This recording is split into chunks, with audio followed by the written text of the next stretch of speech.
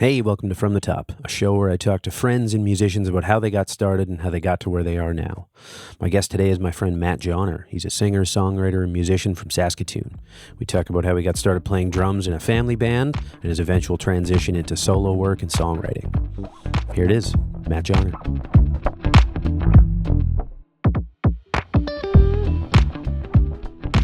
Hey, welcome to From the Top. I'm Matthew Facca here with my friend Matt Johnner. Matt, thanks for coming. Thanks for having me, Matt. First things first, tell people who you are, where they can find you online. My name is Matt Johnner. I'm 23 years old as of yesterday. Oh, yeah. From Saskatoon, Saskatchewan, and I'm a country singer, and you can find all my music on Spotify, Apple Music, YouTube, anywhere you have music. Cool. It's there. We'll get the social links here as well, if I learn how to do that on video. Right there. Perfect. What got you into music? My dad. Yeah. My dad's been a career musician his entire life. Cool. And then when I was I didn't really grow up playing music, but when I was 15 years old, my dad, his drummer, quit the band, and he was like, I need a drummer. And he's like, do you want to play drums with me? And I was like, well, yeah, but I don't play the drums. And so he taught me how to play drums. He sat me down and told me to cross my hands. And I was like, I never touched a drum set before, but I kind of taught me the basics. And then I started drumming in his band, and I've been doing that since 2017. That was my first start in music. Cool. How far was it from this to hitting the stage with it? 2 weeks. Holy shit. Which it was so not good because he was like, yeah, I need a drummer. And then I was like, okay. And then he's like, yeah, so I want you to come play with us in 2 weeks. And I was like, because my brothers played in his band at the time too. And so I was like happy to be a part of it, but I'm like, this is all so soon and I don't play the drums. And he's like, it's fine. Just sit in the back. Nobody's going to see you. You just play along with us. We could do the show without you, but just play along with us. I'm like, okay. And I get there. And it was at the Decker Center in North Battleford. Perfect. So 500 see soft everything. seat theater. And and I get there and there's a drum riser and spotlights on the drums. And I'm just like, oh, I'm so uncomfortable. And I hardly played. And so I had notes taped to all my toms so that I knew what to do in the song. So I only ever hit my kick, snare, and hi-hats. I didn't know how to play. And there were some pretty rough shows at the start. I can imagine, yeah. But then I started taking lessons, and I took lessons online from Mike Johnston. Cool. He's got whole online courses, and so I did all that and learned to play somewhat. Cool. And I've been doing that for the last 8 years or whatever it is. That's literally being thrown into the fire. Hey, you don't know how to play this, now you're the backbone of a band. Yeah, so it was great because I learned quick, but it was definitely uncomfortable at the start. Sure, yeah. Wow. Well, obviously, your dad's one of the big mentors. Have there been any others in either drumming or the new switch to playing guitar as well? Not personally, but obviously heroes. Sure.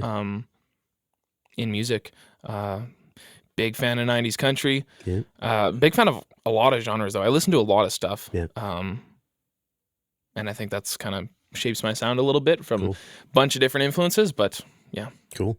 What are your, do you have any go-tos for music you listen to or genres or anything? Yeah, well, I listen to a lot of John Mayer, Zach Brown Band in the country, older country, Alan Jackson, George Strait, love that stuff.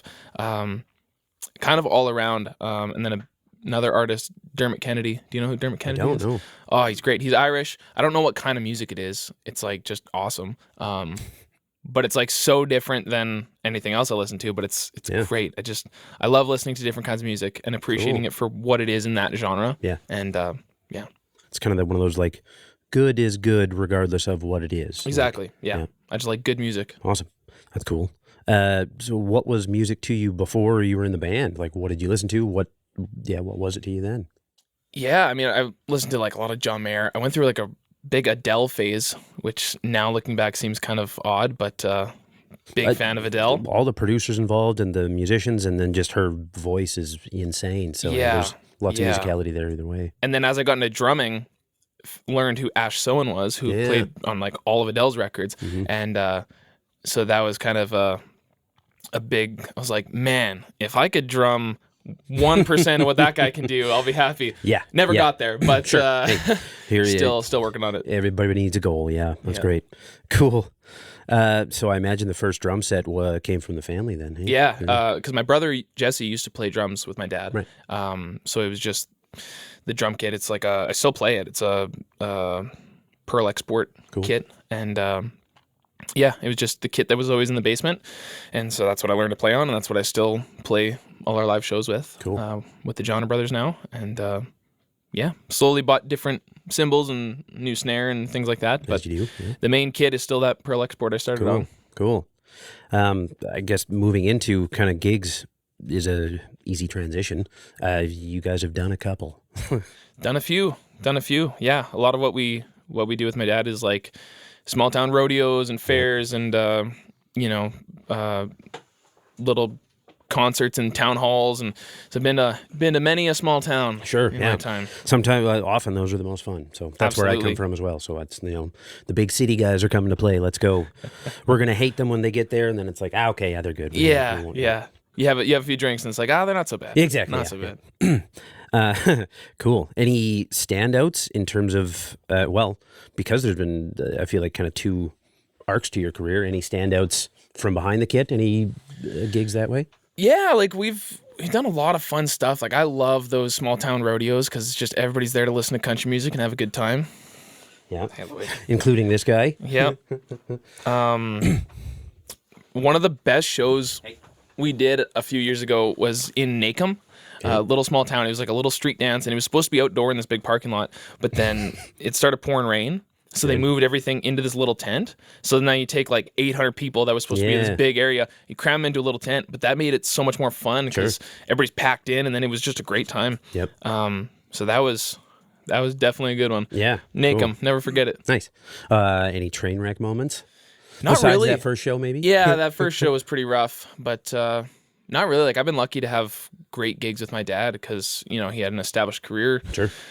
By the time I joined, so it was a lot of theater shows and a lot of just everything went smoothly. And I mean, he had 40 years of experience running shows before I got there. So it's like, easy to I coach learned everything from him. And he kind of always had everything taken care of. Cool. And so it was very, very nice. Cool.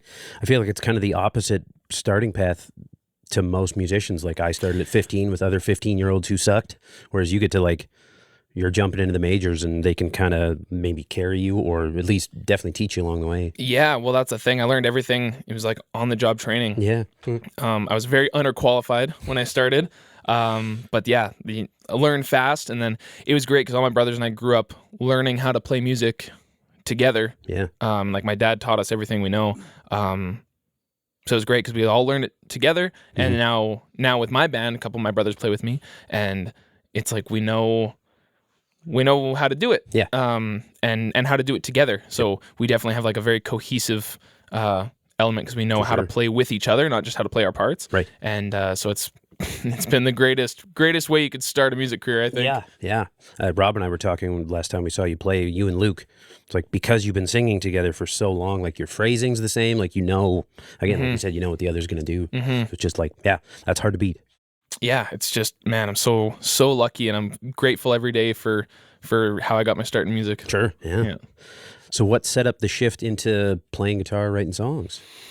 Yeah, like I kind of started learning guitar at the same time I learned drums. My brother Quinn taught me a lot of what I know because he's a great guitar player. Sure. My dad taught me a lot of stuff as well, but that was more so just for fun in my bedroom. Right. I didn't ever play in front of anybody. I sang a little bit, but I didn't sing in front of anybody because growing up with a family of singers, it was like they're great, and if I just had a thing where it's like I don't want to not be great because I kind of left that to them, and then just last January, so 2024, I kind of decided I wanted to pursue music as more of a career, but I didn't want to be a drummer because nobody wants to be a drummer.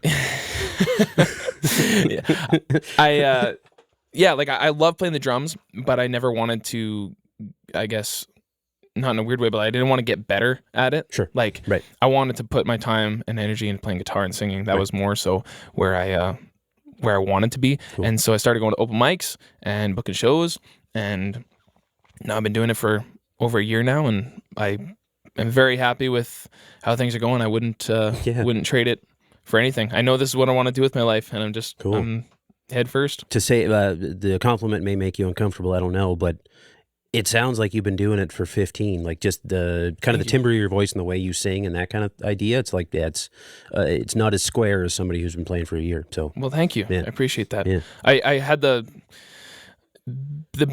best part of growing up with my dad was like I got to sit behind him and watch him do that Right. every weekend for years. So then by the time I started doing that and fronting a show, I had all that observational experience of watching him doing it. Yep. And so that has helped more than I even understand now. But Sure. every time I do a show, I learn more and more about how helpful that was watching my dad do it. So the entertainment factor just being built in that's big.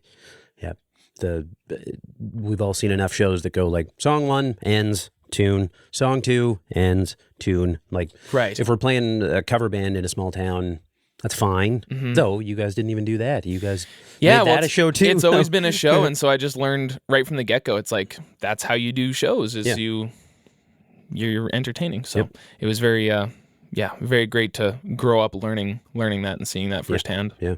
The other one thing that Simon mentioned too is nobody's drinking until we're done. Yeah. This is a job. We're going to treat it as such. That's very much how, like, that's just the way it's always been for me and my brothers, because my dad's career, he was 19 when they hit the road and played the bars, and he just made that a rule. He's like, we play sober after the fact to go ham, but we play sober. Yep. And I mean, they watched so many bands come and go because they would get sloppy on stage, and they learned how to be so tight together because they were playing to the best of their ability every show. Yep. And then that's how it was when we joined the band. It was very much just like, we're here to play music. We're here to work. Like, as weird as that is to say, but it's like we're doing our job so that they can have fun. Like, we're here to have fun, but not like party and get drunk and do whatever. We're here to put on a good show.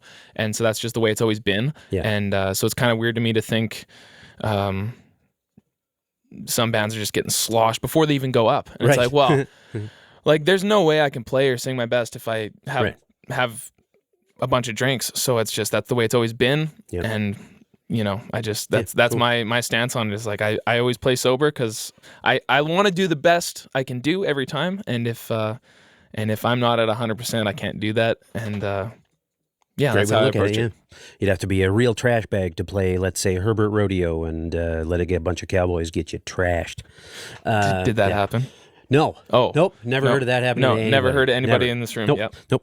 Nope. I guess back to, staying on gigs, any standouts from the personal side? The Matt Johnner Show. Yeah. Well, yeah, we played Ranchman's in January. And that was so much fun because it's just a packed out bar. Like you said, every night crowd. It's full. And every night it's full. So we just show up and play, and they're there to listen to country music and dance. And they all know how to dance. Like, it's a dancing country bar. So we start playing all this old 90s country stuff, and they know the songs and they love it, and they dance along, and it was just so much fun because they're there for that purpose. Yeah. You're not trying to win over the crowd, I guess. Yep. They know what you're there for, and they know what they're there for, and it's just a fun night. As long as everybody does what is expected, we're all happy. Cool. Yeah. Cool. Yeah. And then the other weekend I was playing a soup festival or a soup competition in town, and this was just one of my favorite moments I've had on stage because I played, and there's a bunch of people there, and then everybody left, and I was playing as they were walking out, and everybody was gone, and there was this one old couple, and I started playing "Blowin' in the Wind" by Bob Dylan, and they walked in front of the stage, and they just held each other and slow danced to that song, but not like dancing. They just like held each other and rocked slowly side to side. And I was like trying not to choke up because it was the cutest thing. We're in this big room and there's nobody there, and I'm just singing this nice song, and they're playing and they're dancing. Then you're renewing vows on a 60th wedding anniversary. Yeah, or something. That's what it felt like. And then the song ended, and they just turned to me and they were like, "Thank you," and I was like, "Oh, yeah." It's one of those. This is why we do this. Yeah, exactly. Yeah. So that was great. I'll recycle my own joke that I said, but playing a soup competition means you've played at a brothel.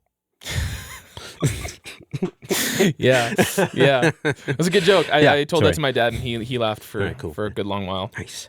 Can I put that on my resume? Yep. I made Matt and Brad Johnner laugh. Yep. Not a lot of things on the resume. Cool. I had a weird gig. Okay. Please. A couple months ago, I was playing a construction. It was like a construction trade show in a big convention center, and then but they had me scheduled to play from like 4 till 6, and so I show up and everybody had gone home. There was nobody there. So I'm in this huge convention center, and there's all these booths for this trade show, and they're like, yeah, so like we didn't really time it right, and everybody's gone, but like you can play while the people are tearing down their booths. And I'm like, okay. So I'm just like, I'm playing on this big stage, and then I'm like halfway through when I was supposed to play, and they're tearing everything down, and then they start loading out all the skid steers and forklifts and everything, because it was a construction show. Yeah. And so then everything's going beep, beep, beep, and a big bay door opens right beside me, and they're driving trucks in and with trailers, and they're loading stuff on, and I'm just like, this is hilarious. I was just laughing the whole time because there's nobody there, and they're just tearing down, and there's all these machinery going beep, beep. You might as well be a satellite radio in the corner. Yeah, so it was great, but it was funny. Awesome. Wow, yeah, that's I can't match that at all. That's great. It's a good time. Cool. Do you have, either in career, we'll call it career A or career B, do you have a favorite time in either of those? Yeah, well, the whole time playing drums with my dad, like that's something I'll always treasure. Yeah. And it's kind of sad that now that I'm doing my own career, that's kind of coming to an end, because most of the gigs fall on the weekends, and if I'm booked, I can't play with them. Yep. And but I'm hoping every chance I get, if it works out, to keep playing with them. But I'll always treasure that. Like, it's just, I'll always look back on that, Friday morning, getting in the truck, meeting the band up, getting in the truck, driving 4 hours to wherever, setting up, because we always bring our own production and everything. So we set up everything, and then play the show, tear down, drive back. We usually get to stay with my grandpa, because it always works out that Regina's halfway home, and we stay with him, and that's great. But then now is also my favorite time too, because I'm doing what I want to do, and I'm starting my career and writing songs and putting out songs and performing in front of people and kind of building a brand. Yeah. And you've done a lot of cool things recently, like, well, to point out your hat, you were on stage with Brett Kissel a month or two ago. Yeah, that was in December. Yeah, and then he sent me home with a bunch of merch. Cool. And I was like, yes. Nice. Yes. But yeah, that was so much fun. Cool. He had me up to sing 3 songs with him during his show. Awesome. And it was great. Cool. It was great. Yeah, he's such a nice guy. Yeah. Yeah, it was very, very awesome to meet him. Awesome. Yeah. And then besides a career, what is music to you now?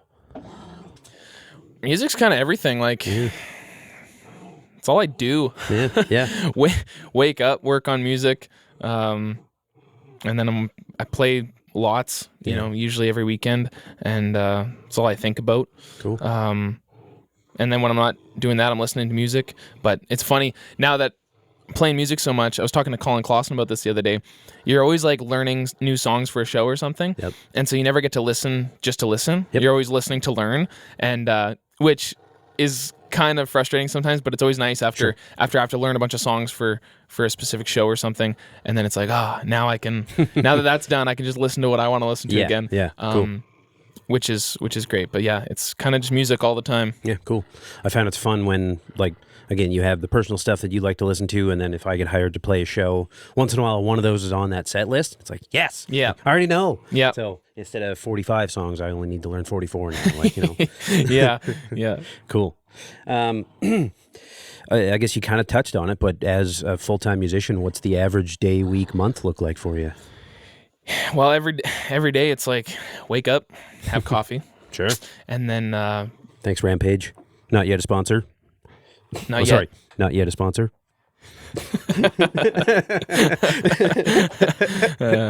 And then I work on songs. I'm always having new songs to learn, whether it's for my band, because like I just recently started doing full band stuff. Right. But lately it's been learning new songs because I got a job on a cruise ship from March till August. So I'll be gone for 6 months playing music, and I need to know like way too many songs. Like, what's the number? Kind of between 200 and 300, but the more the better. Sure. So it's been waking up and learning new songs for that. So I chart them all out. I'm allowed to have my iPad, which is nice. Cool. Chart them all out and then just practice them. Cool.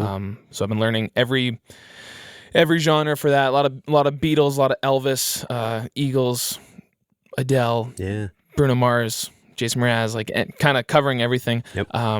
So it's been going well, but every day is just learning new songs. Is it all like combo of solo or band, or is it all solo? It's going to be all solo, just me and my guitar. Wild.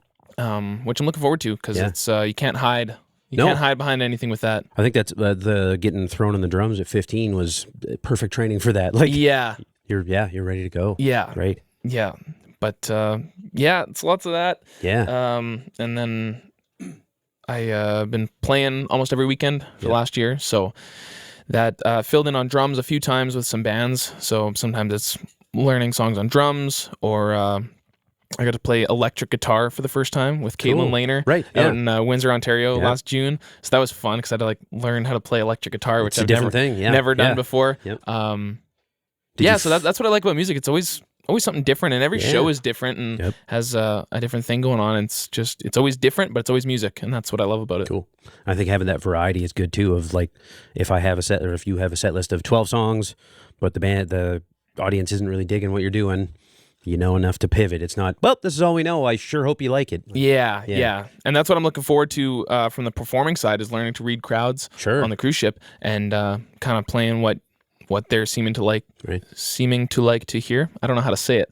I think you nailed it. Yeah, I don't know how to correct it. So seeming to like to hear. Mm-hmm. But that's what I'm looking forward to, is learning how to read crowds more, and performing, not just singing. Because I can sit and practice and learn my songs, but I can't be in front of a crowd every day. So that's what I'm looking forward to the most about this. Do you know if there are if there's a 70s night or Beatles nights or that kind of thing? Are there any No, things like that? I think some guys do that in the solo musician spot, but don't have to. I don't think so. Cool. I kind of have very little information. Everything I know about this job description is just passed along from my brother Quinn, who used to do this, and so that's all I know. But I'm sure I'll learn quick when I get there if there's any other sneaky things that come up. At least you know Quinn did it, so you're not just going to show up and like, here's a raft on a harbor. Figure it out, exactly. Yeah. All right. You've already sat in with some pretty killer musicians. Are there any on the bucket list of either sit in as part of this band or with this artist, or be a fly on the wall for like a studio session? Oh, yeah, like anybody. Sure. Before to cut you off, you would, similar to Simon, and I didn't say this to him, but you're two of the most curious people I know. Like, really? I put on that workshop for Live Sound 101. Yeah. saskrecordingworkshop.com. .ca, I don't remember. You should know. Yeah. And then, like, again, like you said, you with the band, you brought your own PA and set it up every time. So somebody with an ego, potentially me, would have said, like, I'm not going to learn anything from Live Sound 101. And you went, and I hope you learned something. I learned so much stuff. Cool. Yeah. And I love learning, because the more I learn, the more I realize how much I don't know. Yeah, the Dunning-Kruger effect. That's how they get you. Yeah, and so I'm always looking to learn. Yeah, cool. And so that's why I love the Sask Recording Workshop, and still hoping you do a guitar setup. I know, we're working on it. Hey, Todd. I'll be there. Yeah. Well, I guess we'll have to do it in like the next 2 months. If we do it in the fall, I'll be there. Yeah. Cool. I guess back to the question. Any band musicians you'd like to sit in with? Like anybody, though. I would love to see different perspectives from any band. Cool. But like Zach Top, he's one of my favorites right now, and I'd give anything to sit in on a writing session, just to see how they do things, or how they do it in the studio, or even just sit in on the tour bus. Like that's the just to see how they hang out. Like I just think he's awesome. Yep. And it'd be great. Yeah. So if you could set that up, I'll make a call. Call Zach and let him know that I'd like to meet him. He is exactly like the first time Rob played me the album, and it even sounds like it's from the '90s. It doesn't sound like. He's got Brent Mason playing guitar, and like he's got all the '90s cats on there. Yeah. So it sounds straight out of the '90s. Which is like again, like you said, you've tried electric guitar a little bit. Every once in a while, I'll watch a Brent Mason video and go like, it's not as easy as he makes it look like it is. It's almost like it's a different instrument. Yeah. I'm like, I play the guitar a little bit, but that's a whole nother thing. Sure. Man. Yeah, the right hand it's a different animal. Yeah. Yeah. Which I guess coming from drums, like your time and your meter with a guitar already is great. Like so that's a I think plus. I have like I'm more of a rhythm player. Sure. Because that comes a lot easier from playing drums. Yeah. But any lead playing, I just can't wrap my head around it. I've been trying to learn. I took lessons from Scott Patrick last year, and that went really well. Cool. But then now I've been focusing on my solo acoustic stuff. Sure. So that kind of took a back seat. But someday I'm going to learn to play lead 90s country. There you go. Cool. Nice. I might be like 60 by the time I actually get anything worth playing in front of people, but someday. It's worth a shot. Yeah. Cool. That's a good goal to have. Yeah. Well, to go to the what I call the first date portion of the show, first concert, best concert. My first concert was Your dad doesn't count. Yeah. Well, yeah, it would have been my dad. Yeah. Though he can count. I don't want to rule him out. But. No, he doesn't count. He's family. It doesn't count. No, I went to see Bruno Mars with my dad and my brothers at Saskatoon Center here, and that was just great. It was my first time going to a concert, like any sort of concert, really. Because like my dad doing it as a career, we didn't just go out to see music because it's like either he was busy playing, or he finally had a weekend at home, and it was like we're just gonna hang out at home. Playing. Yeah. But yeah, Bruno Mars was the first one. That was just cool because like it's a show. Like they're not just playing music. Like it's dancing and it's so much energy. And they had like fire on the stage, and it was like crazy. So that was very interesting. But best concert, well, it's between two. That wasn't even the best. Well, crazy. I mean, it was great, but best concert just for my personal taste. I saw Brad Paisley twice, Saskatoon Center, and then at the big arena in Moose Jaw, and that was awesome. Just because like I've listened to every Brad Paisley song so many times, and then to see him in person doing it, I was like, I think after that concert, I like went home and I was like, oh man, I got to learn to play music, like actually play music, and so that was great. But then just last year, I went to see, or maybe 2 years ago now, I went to see Dermot Kennedy, who we were talking about in Vancouver with my little brother Aiden, because we're both big fans, and that was a whole nother thing. It was I think it was a culmination of like the trip. Him and I just got on a plane, flew it to Vancouver. Yeah. We were only there for 24 hours. We like went to the show that night, got up, got a 5 a.m. flight back to Saskatoon. So it was real quick, and it was just him and I. That was our first like trip together, just the two of us. And we saw a great show. And then that prompted me to buzz my hair because Dermot Kennedy had a buzz cut. Perfect. And then I got home and I shaved off all my hair. And then thought I was going to be the next Dermot Kennedy, but remains to be seen. Remains to be seen. Yeah. Cool. All right. Since switching to the guitar, have you landed on a favorite? Have you tried a bunch? What's the? Yeah, well, I had a Simon Patrick. I don't know what model. Great guitar. That was like my first guitar. But I played lots of different ones, like because my dad has a bunch of guitars around the house, so played a lot of like Martins, and he's got a Yamaha. What I first started learning on was this little Ovation guitar with like a plastic back, like a rounded back. It was the weirdest little thing, but it was cool. That's what I first started learning how to play on. I don't know where that is now. It's disappeared in the depths of the house somewhere. But and then I just recently in December bought an expensive guitar, a Taylor 324 CE. They've got weird numbers. We'll put up the MSRP right here so you know how much debt you're in. So I get robbed. But yeah, love that guitar. I played every guitar in Long McQuaid, and that was the only one that I like picked it up, and I was just like, I gotta have this guitar. Like it played so well, it sounded great, and it made me want to play it. Awesome. And I'm like, I gotta want to play it. That's the thing. Because if I'm playing it every day, like I gotta enjoy actually playing it. And it's such a great guitar. Cool. Awesome. I love it, and I love the look of it. And it's got a little beveled edge where your arm goes, and it's super comfortable. Like you're not getting a sharp edge digging into your arm. And I love that guitar. Awesome. That's great to find the one. Yeah. Cool. Now, if only I could find the one. Yeah.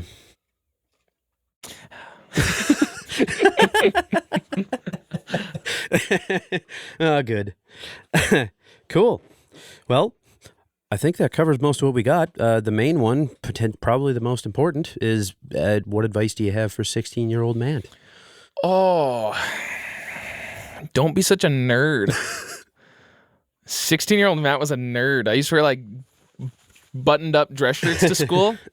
I thought it was cool. I don't think it was cool. Though the impressive thing is you nailed my Rubik's Cube in a couple of minutes when you got here, so you got that. Yeah, that's the kind of nerd I was. I had Rubik's Cubes. How many? Well, I still have them, but I have probably 10. Okay. I can send you a picture maybe. They're all the 3x3s, right? No, I got a 2x2, a 3x3, maybe 2 4x4s, a 5x5, and then a 7x7. And I only did the 7x7 like 3 times because it took like 2 hours to do. Yeah. And it's just not fun at that point. Because it's like, now it's a job. It's like doing a 10,000 piece puzzle. It's like, yeah, you did it, but did you have fun doing it? I don't That's know.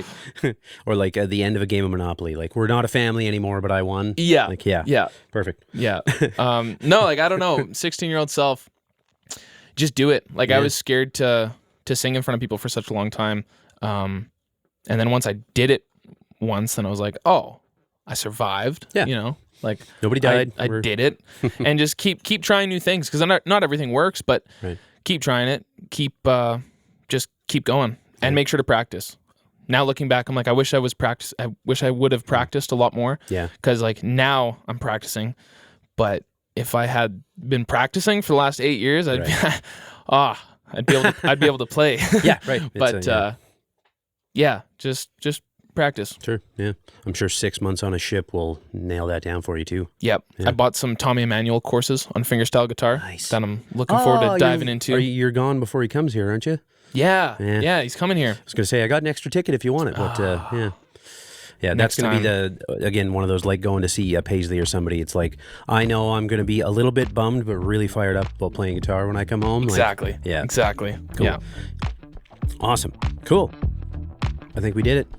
We did it. All right. This is From the Top. This is Matt Joner. Matt Facca. Good name.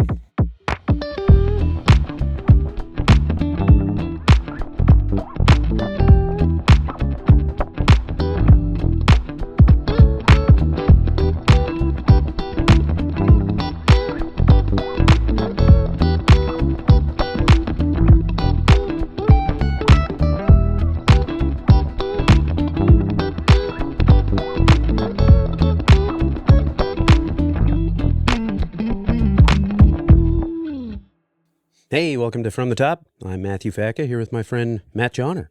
Matt, thanks for coming. Thanks for having me, Matt. Good name. Thank you. You as well. Neither of us are ready for that. Let's not do that. Yeah. Two also suck. Okay, we're going to cut that. Might as well. Lloyd! Now I'm in a staring contest with a wiener dog. We're both losers here. Nobody wins. Oh, we're going to take a short break while the dog comes here to lose his mind. Every day it's like, wake up, have coffee. Sure. And then... Thanks, Rampage. Not yet a sponsor. Not yet. Sorry, not yet a sponsor. But I didn't want to be a drummer, because... Nobody wants to be a drummer. Yeah. Cut.